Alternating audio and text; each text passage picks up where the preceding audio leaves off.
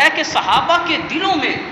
ان شہزادوں کی جو محبت تھی، جو پیار تھا، ان کا مقام اور رتبہ تھا، یہ خود رسول اللہ صلی اللہ تعالی علیہ وسلم صحابہ کے دلوں میں ڈال کر گئے تھے۔ اسی وجہ سے حضور کے پردہ فرما جانے کے بعد بھی صحابہ کرام جس طرح حضرت امام حسن اور امام حسین کے ساتھ محبت کا اظہار کیا کرتے تھے، اس کی کوئی مثال نہیں ملتی۔ ایک مرتبہ مروان جب یہ والی مدینہ بنا، مروان کے زمانہ کے اندر ہی حضرت ابو ہریرہ رضی اللہ تعالیٰ عنہ کا وصال ہوا ہے۔ حضرت ابو ہریرہ رضی اللہ تعالیٰ عنہ کے وصال کا وقت بالکل قریب تھا، تو اس وقت مروان حضرت ابو ہریرہ کو پوچھنے آیا، شدید آپ بیمار تھے، چارپائی پر آپ لیٹے ہوئے ہیں۔ مروان آیا اور آ کر حضرت ابو ہریرہ کی تعریفیں کرنے لگا۔ اب یہ مروان تھا، اس کے دل میں اہل بیت کی دشمنی تھی، اہل بیت سے بڑا جلتا تھا۔ اس کی ایک وجہ تھی،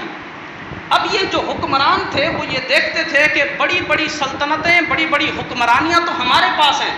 لیکن ہماری جو رعایا ہے ان کے دلوں کے اندر اتنا پیار ہمارا نہیں ہے جتنا پیار اہل بیت کا ہے۔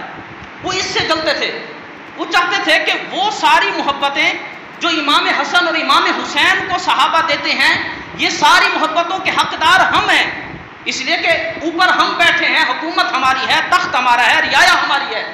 لیکن صحابہ کے دلوں سے اہل بیت کی محبت کو کون نکال سکتا تھا؟ یہ مروان جب آئے حضرت ابو ہریرہ کو پوچھنے، سیدنا ابو ہریرہ شدید بیمار تھے، مروان آ کر حضرت ابو ہریرہ کی تعریفیں کرنے لگا اور کہا کہ ابو ہریرہ تیرے جیسا بندہ ہم نے نہیں دیکھا، تیرے جیسا محدث، اتنی حدیثوں کا حافظ، صحابہ کرام میں حدیثیں روایت کرنے میں جس کا پہلا نمبر ہے وہ حضرت ابو ہریرہ رضی اللہ تعالیٰ عنہ ہے۔ اس نے بڑی تعریفیں کی، آخر میں وہ کہنے لگا، ابو ہریرہ تیری ساری باتیں مجھے بڑی پسند ہیں، صرف ایک بات مجھے پسند نہیں۔ حضرت ابو ہریرہ نے فرمایا وہ کون سی بات؟ اب مروان کی سننا، اس نے کہا کہ اے ابو ہریرہ یہ جو تو حد سے زیادہ اور ضرورت سے زیادہ اہل بیت سے محبت کرتا ہے نا، یہ بات مجھے پسند نہیں، باقی تیری ساری باتیں مجھے بڑی پسند ہیں۔ حضرت ابو ہریرہ شدید بیماری کے باوجود یہ بات سن کر اٹھ بیٹھے اور کہا، اے مروان تو نے یہ کیا کہہ دیا؟ کیا میں ان سے محبت نہ کروں جن کے بارے میں نے دیکھا کہ اللہ کے نبی علیہ الصلوۃ والسلام اپنا لعاب دہن جن شہزادوں کو پیاس کے وقت پیاس بجھانے کے لیے ان کو پلایا کرتے تھے، کیا میں ان شہزادوں سے محبت نہ کروں؟ پھر حضرت ابو ہریرہ نے فرمایا رک بیٹھ، تجھے ایک واقعہ سناتا ہوں، میری وقت آخر ہے، میری موت کا وقت بالکل قریب ہے، سن تجھے واقعہ سناتا ہوں۔ ایک مرتبہ ہم رسول اللہ کے ساتھ تھے، نبی پاک علیہ الصلوۃ والسلام کے ساتھ ہم سفر پر جا رہے تھے، گھر کی خواتین بھی تھی، صحابہ بھی تھے، آپ کے سارے غلام تھے، بڑا قافلہ تھا۔ حضرت ابو ہریرہ فرماتے ہیں راستے میں جنگل آ گیا، جنگل میں رسول اللہ نے حکم دیا کہ یہاں خیمے لگا لو، رات یہاں گزاریں گے، آگے سفر کل روانہ کریں گے۔ حضرت ابو ہریرہ فرماتے ہیں صحابہ نے سواریاں روک لی، وہیں خیمے لگا دیے۔ اس کے بعد فرماتے ہیں ابھی ہماری آنکھ نہیں لگی تھی، ہم سونے ہی والے تھے کہ ایک خیمے سے شہزادوں کے رونے کی آواز آئی۔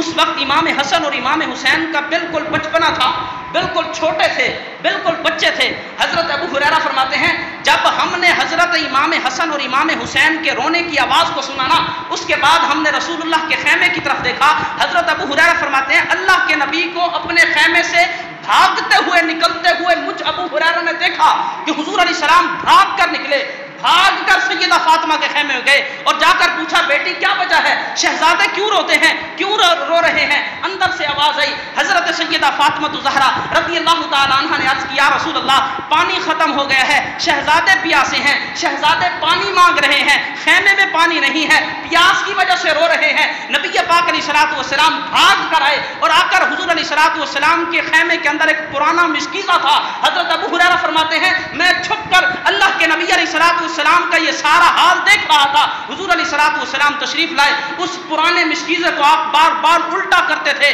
کہ کاش کہ اس سے چند قطرے پانی نکل آئے، میں جا کر امام حسن اور امام حسین کو پلاؤں، لیکن اس رات سفر تھا، سفر میں پانی رسول اللہ کے خیمے کے اندر جو مشکیزہ تھا اس میں بھی ختم ہو گیا، اس میں بھی پانی نہیں تھا۔ حضرت سیدنا ابو ہریرہ فرماتے ہیں پھر اس رات اللہ کے نبی نے تمام صحابہ کو جگایا اور کہا کہ اے میرے غلاموں اٹھو، دیکھو کسی کے مشکیزے میں اگر پانی ہو تو پانی کی ضرورت ہے۔ صحابہ کرام نے سب نے اپنے اپنے مشکیزے دیکھے، کسی کی مشکیزے میں پانی نہیں تھا۔ حضرت ابو ہریرہ فرماتے ہیں اس کے بعد پھر اگلا معاملہ سن، اے مروان میں کیوں نہ ان شہزادوں سے محبت کروں؟ رسول اللہ صلی اللہ علیہ وسلم سیدہ فاطمہ الزہرا کے خیمے کے قریب آئے اور آنے کے بعد نبی پاک علیہ الصلوۃ والسلام نے فرمایا بیٹی شہزادوں کو خیمے کے کپڑے کے نیچے سے مجھے پکڑاؤ۔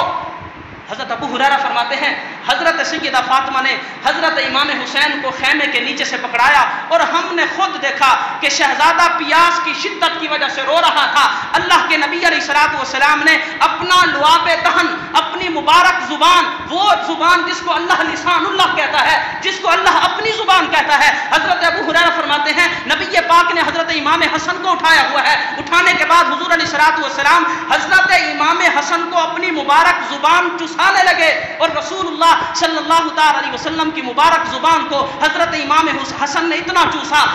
چوسا یہاں تک کہ ان کا رونا بند ہو گیا، انہوں نے اپنی ساری پیاس بجھا لی۔ جب خاموش ہو گئے حضرت امام حسن کو خیمے سے واپس دیا، پھر حضور نے فرمایا دوسرا شہزادہ، چھوٹا شہزادہ پکڑاؤ۔ اس کے بعد حضور علیہ السلام نے امام حسین کو پکڑا اور پکڑنے کے بعد حضور علیہ الصلوۃ والسلام نے اپنا لعاب دہن، وہ لعاب دہن جو کھاری کنویں میں چلا جائے تو کھاری کنواں میٹھا ہو جائے، وہ لعاب دہن صحابہ کی ہڈی ٹوٹ جائے تو جس ہڈی پر حضور علیہ السلام لعاب دہن لگا دیں وہ ہڈیاں ٹھیک ہو جائیں، ٹانگیں ٹھیک ہو جائیں، حضرت علی کی آنکھیں ٹھیک ہو جائیں۔ اتنا بابرکت لعاب دہن حضرت امام حسین نے نبی پاک علیہ السلام کی زبان کو خوب چوسا اور چوسا، مزید چوسا۔ حضرت امام حسین رو رہے تھے، ان کی پیاس بجھ گئی، رونا بند ہو گیا، شہزادے خوش ہو گئے۔ جب تک شہزادے خوش نہیں ہوئے اللہ کے نبی علیہ الصلوۃ والسلام اپنی لعاب دہن اور اپنی زبان شہزادوں کو چساتے رہے۔ حضرت ابو ہریرہ فرمانے لگے اے مروان سن، میں ان شہزادوں کی محبت اپنے دل سے کبھی نہیں نکال سکتا